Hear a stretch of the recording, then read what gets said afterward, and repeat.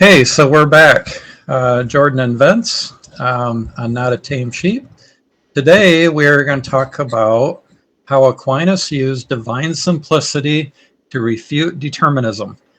So it's kind of a long title, but I, I just think it's helpful to me, anyways, to understand um, how Aquinas used divine simplicity and um, and causation, which he uses in one of the five ways to prove the existence of God, God being the ultimate cause of all things. And then you need to have a break in the chain of determinism, but there's no break in the chain of causation without having another uncaused cause. So that's kind of the overview, and hopefully it'll make sense as we go through it because it is kind of a long explanation. So, um, this is meant to be an explanation of how Aquinas used divine simplicity to explain how God is the cause of creation, while God does not determine everything that happens in his creation. This explanation does not intend to prove Thomistic divine simplicity or the concepts used in the explanation. So, by way of analogy, imagine I was going to show you how to use algebra to solve trinomials, but I assume you already know how to count, add, subtract, multiply, and divide. So the explanation is similar to that. It's meant to give you an overview, not to prove every point along the way.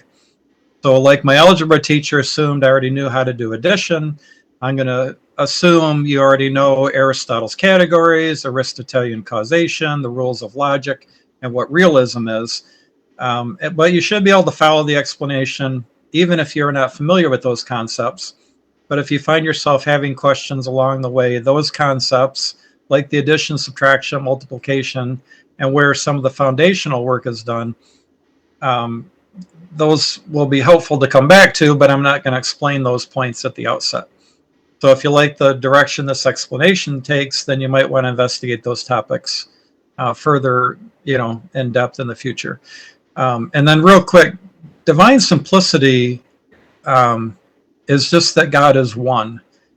Simplicity means indivisible. So, hear, O Israel, the Lord our God, the Lord is one. We all affirm that God is one. He's simple, indivisible.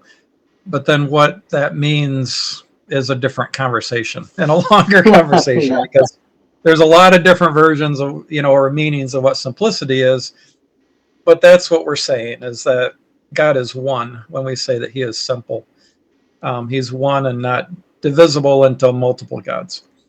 So we're going to start with a quote from C.S. Lewis in Mere Christianity, because Lewis uses what Thomas taught. So we're going to read what Lewis wrote, and then we'll explain how that refers back. So, Vince, you want to go ahead and read the quote? This is Mere Christianity, Book 2, Chapter 2, Paragraph 8. Sounds good. In reality, we have no experience of anyone liking badness just because it is bad. The nearest we can get to it is in cruelty, but in real life people are cruel for one of two reasons.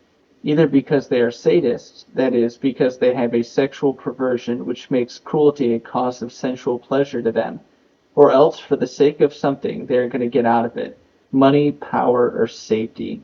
But pleasure, money, power, and safety are all, as far as they go, good things. The badness consists in pursuing them by the wrong method, or the wrong way, or too much. Wickedness, when you examine it, turns out to be the pursuit of some good in the wrong way. You can be good for the mere sake of goodness. You cannot be bad for the mere sake of badness. You can do a kind action when you are not feeling kind and when it gives you no pleasure, simply because kindness is right. But no one ever did a cruel action simply because cruelty is wrong, only because cruelty was pleasant or useful to him.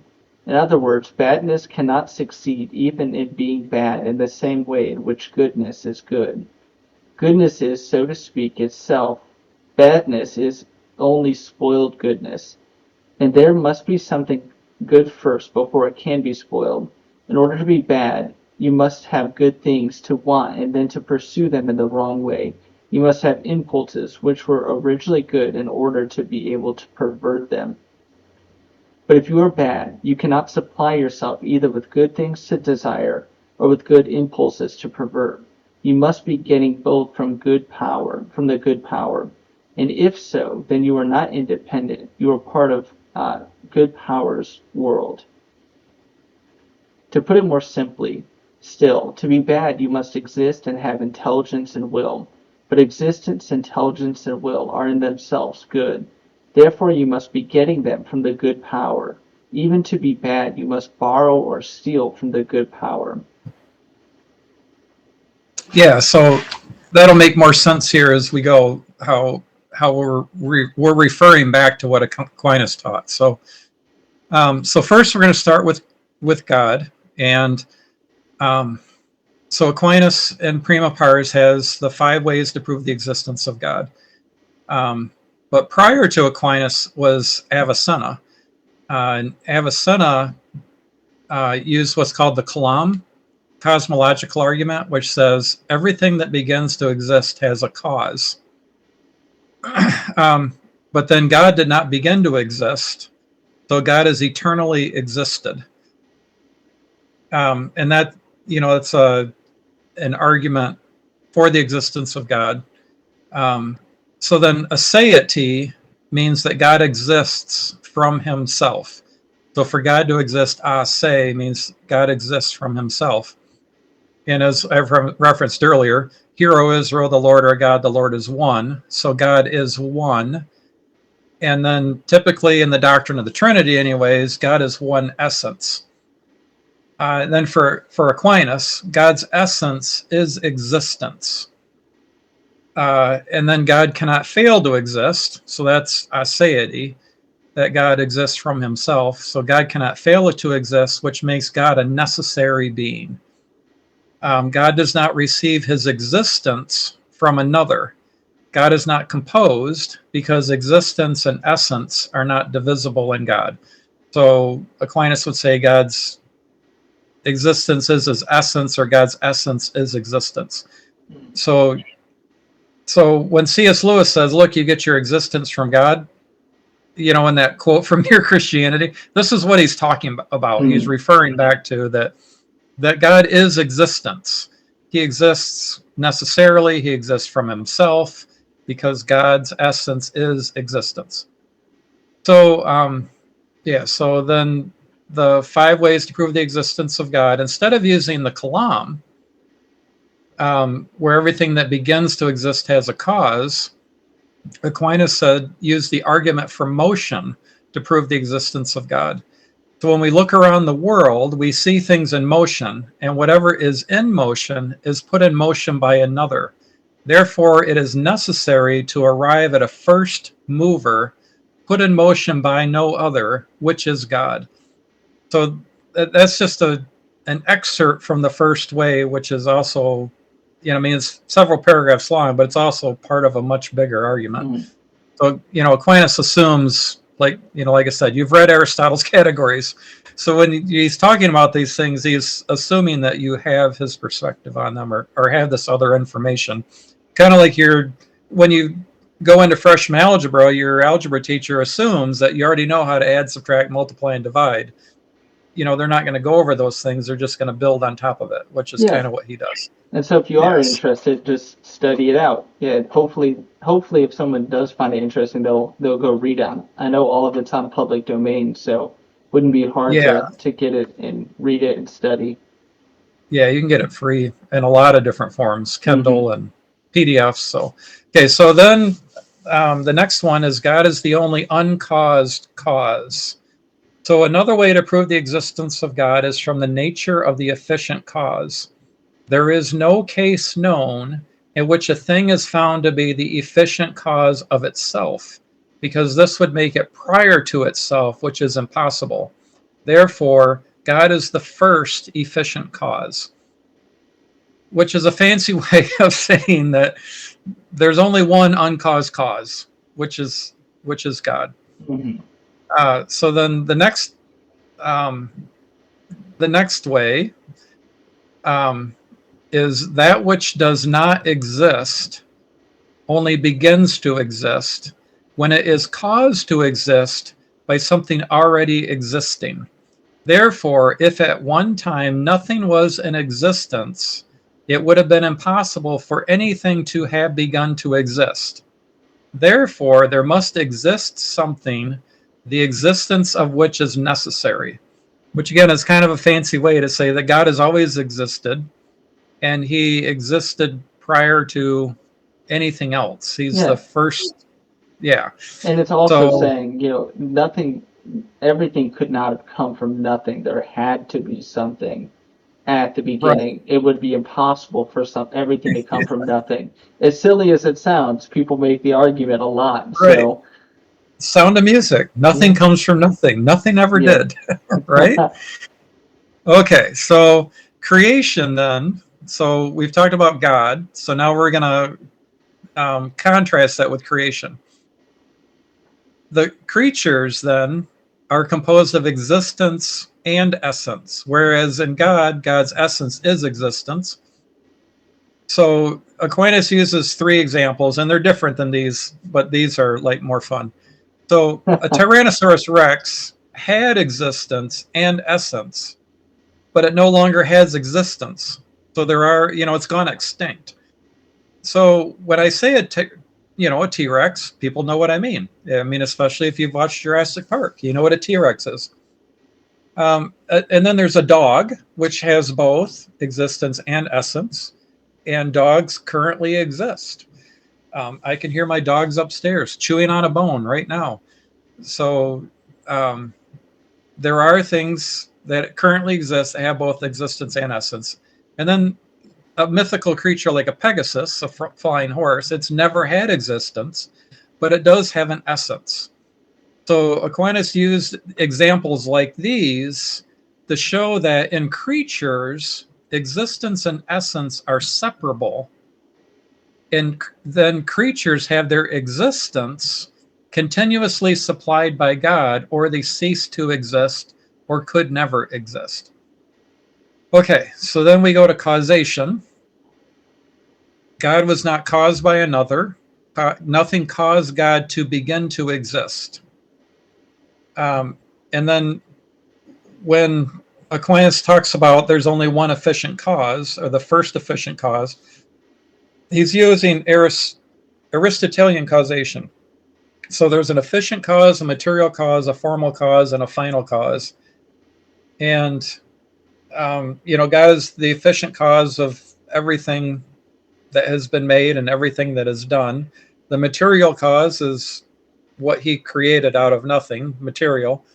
The formal cause would be like he created the world, and the final cause is, what things are made for. And then when it comes to creatures, I am the efficient cause of building a fence. The material cause is wood and metal. The formal cause is it takes the form of a fence and fences things in and out is the final cause. So that when Aquinas talks about causation, he's talking about Aristotelian causation. So when he says God is the cause, you have to ask, is he saying the efficient cause, material cause, formal cause, final cause? And then there's the first order cause and second order causation. Okay. So the next slide, God is the first order cause of all things. God is the efficient cause of the universe, made from material he created in the form of the universe world we see, the final cause of the universe. The universe is ordered to an end, which is good. Then creatures are the second order cause of some things. Oh, I already said this. I am the efficient cause of a fence made from wood and metal in the form of a fence. Its final cause is to fence something off. Okay, so God is the first order cause of my existence, and he's supplying existence to me while I am doing things. I am the second order cause of the fence I built. God is supplying my existence, which essentially makes it possible for me to cause the fence to be built. So God's the first order cause of the fence. I'm the second order cause of the fence. Okay, so God is the only uncaused cause. Everything in our universe can be traced back to the first cause of the universe, which is God. There is no way to break the chain of causation without an additional uncaused cause, which is impossible. So we can't break the chain of causation between God causing the universe to exist and me building a fence. Mm-hmm. So now we have to ask then, can we break the chain of determinism? So determinism, I think next slide. Yep, I have Oh, it. you're at it. Okay. So God determined how, when, and where to create Adam and Eve. God endowed Adam with reason. God created Adam with rectitude of nature. God created Adam with the ability to obey God and the ability to avoid sin. God gave Adam a way to disobey through a prohibition. God determined to give Adam the freedom to obey or disobey. God determined, to give Adam the freedom to eat from every tree, which made the ability of better or worse response possible. God commanded or decreed Adam not to eat from one tree. God created Adam with his will ordered to the good. Adam was perfect and could do perfectly. God determined all of these things about Adam, including ordering Adam's will to the good. So these 8 points that we've gone over, um, they're mostly things that Calvin said and that Aquinas said, and that you can pretty much get from Genesis. Mm. So, but I'm not going to go over all the quotes and everything. I'm just going to say, these 8 points are points that Aquinas would agree with. So, so then C.S. Lewis writes about this in Mere Christianity. You want to read that quote? Yep. Yeah, it's a Mere Christianity, Book 2, Chapter 3, Paragraph 3. It says, God created things which has free will. That means creatures which can go either wrong or right. Some people think they can imagine a creature which was free but had no possibility of going wrong. I cannot. If a thing is free to be good, it is also free to be bad. And free will is what has made evil possible. Why then did God give them free will? Because free will, though it makes evil possible, is also the only thing that makes possible any love or goodness or joy worth having. A world of automata, of creatures that worked like machines, would hardly be worth creating. Of course, God knew what would happen if they used their freedom the wrong way. Apparently, he thought it worth the risk. Perhaps we feel inclined to disagree with him, but there is a difficulty about disagreeing with God. He is the source from which all your reasoning power comes. You could not be right and he wrong any more than a stream can rise higher than its own source. When you are arguing against God, you are arguing against the very power that makes it possible for you to argue at all. It is like cutting off the branch you are sitting on.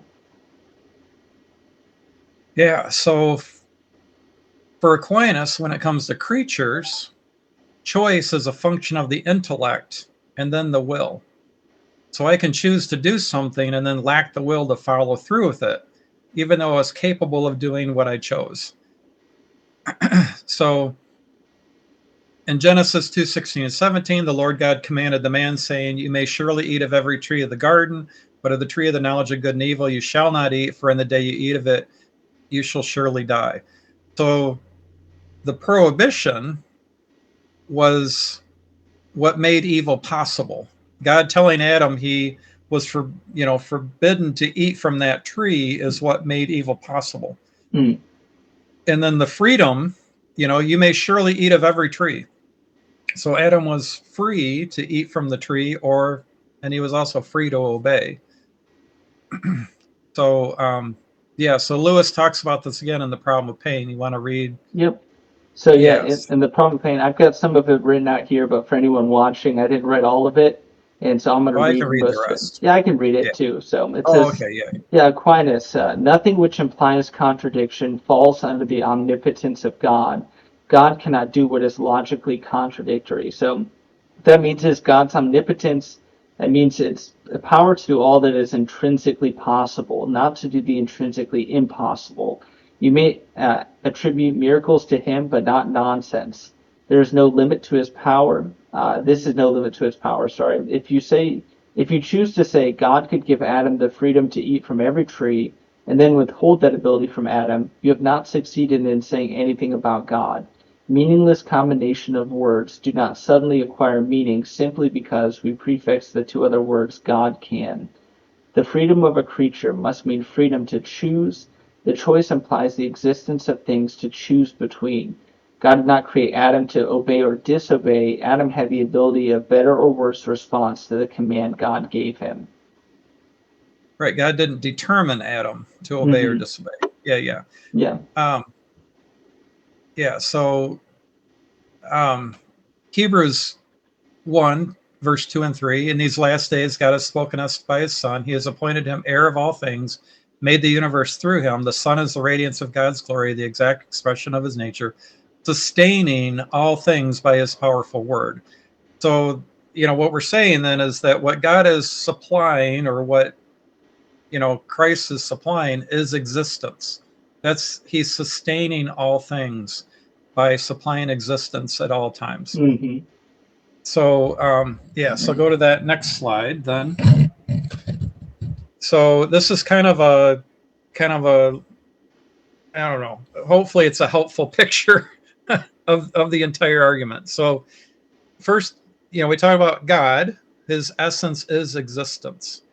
So the red is going to be causation, and the green is going to be determinism. So we have the chain of causation and then the chain of determinism.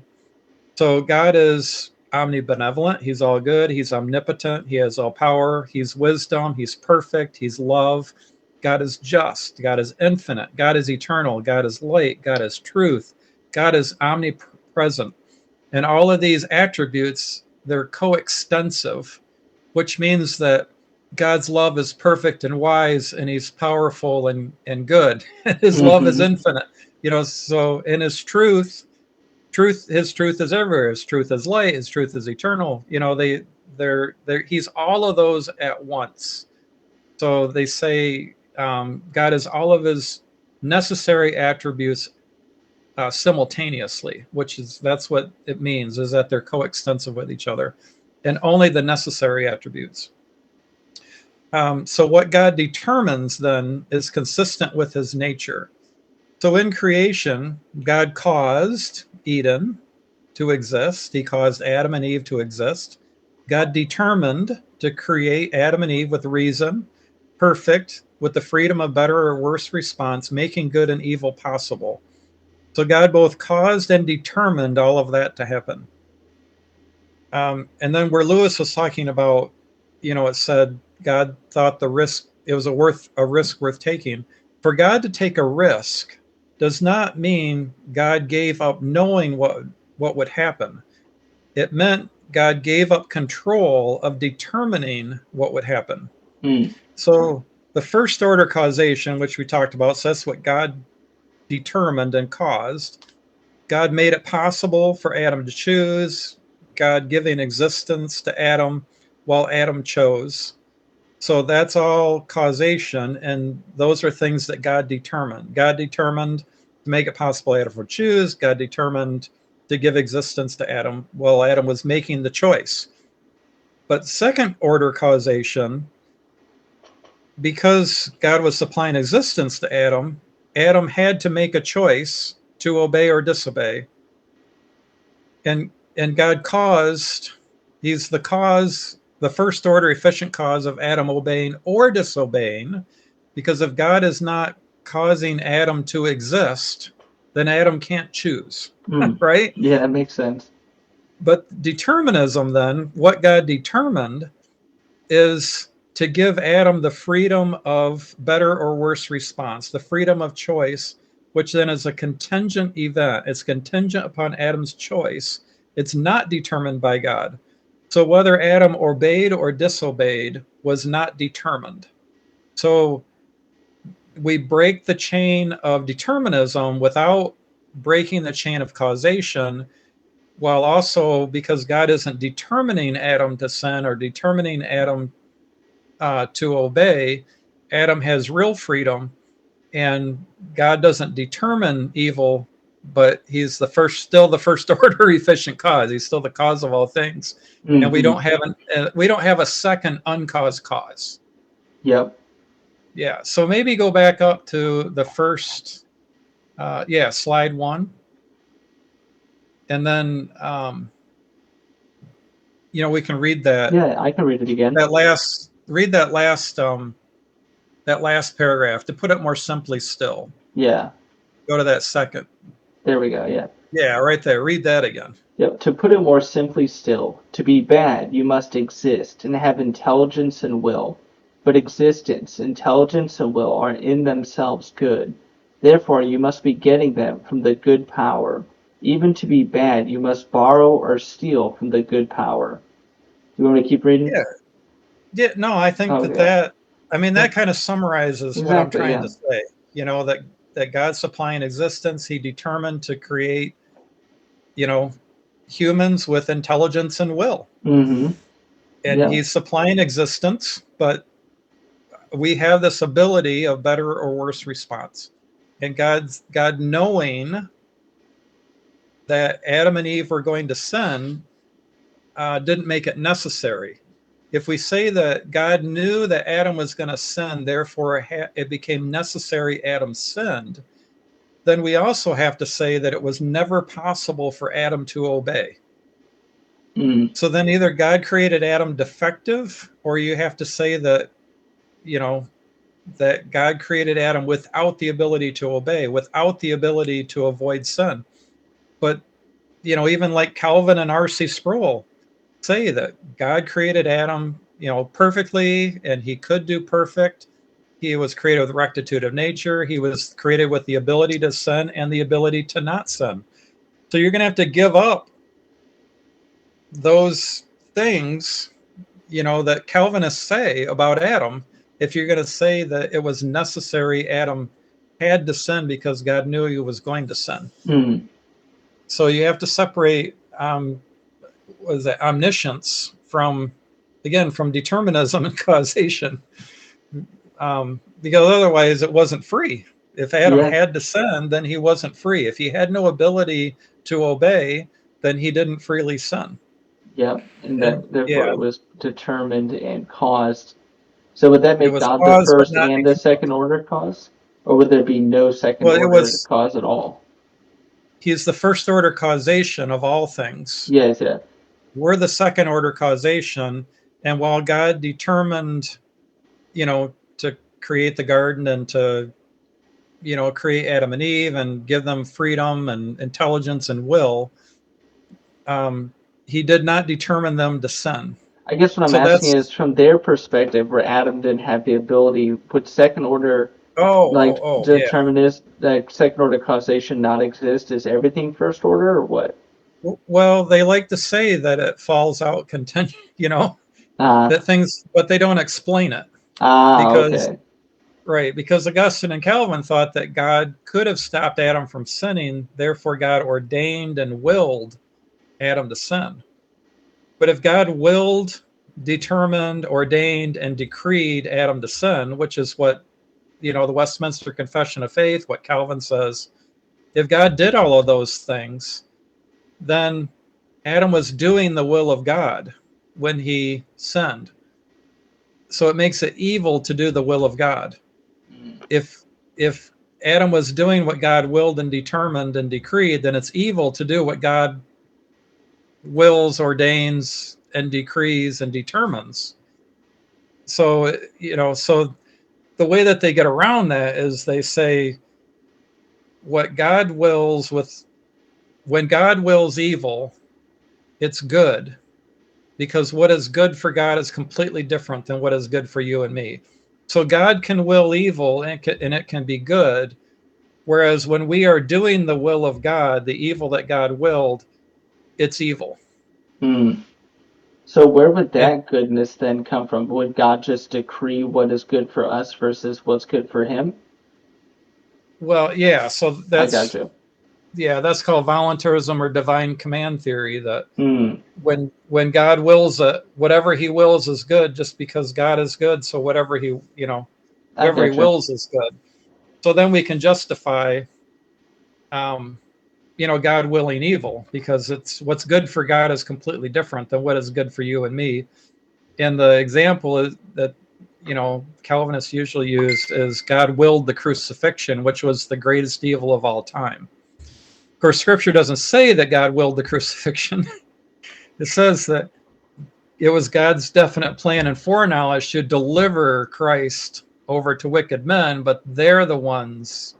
It was the evil people that crucified him. It doesn't say it was God's will. Mm.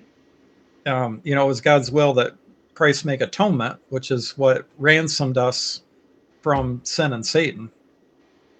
So, but they use that as an example to say that when God wills evil, it's good that evil happens, because God willed the crucifixion.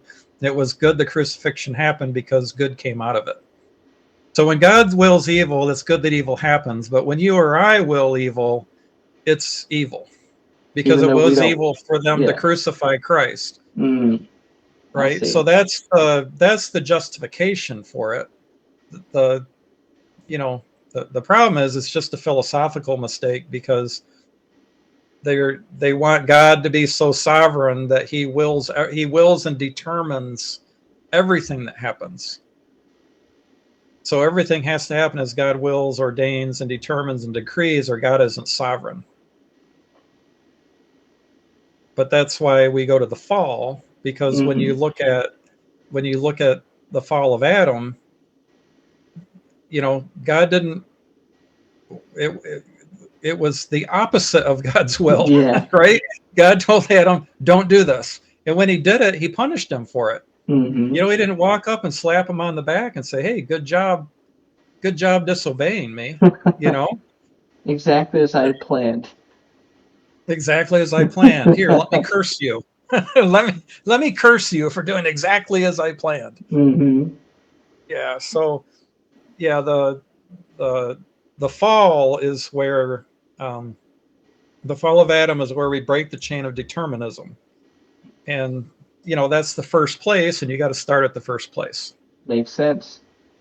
All right. Awesome. Well, Well, I do we think have? that's Does that sound good? Do we wrap it yeah. up? Yeah. Let's wrap it up.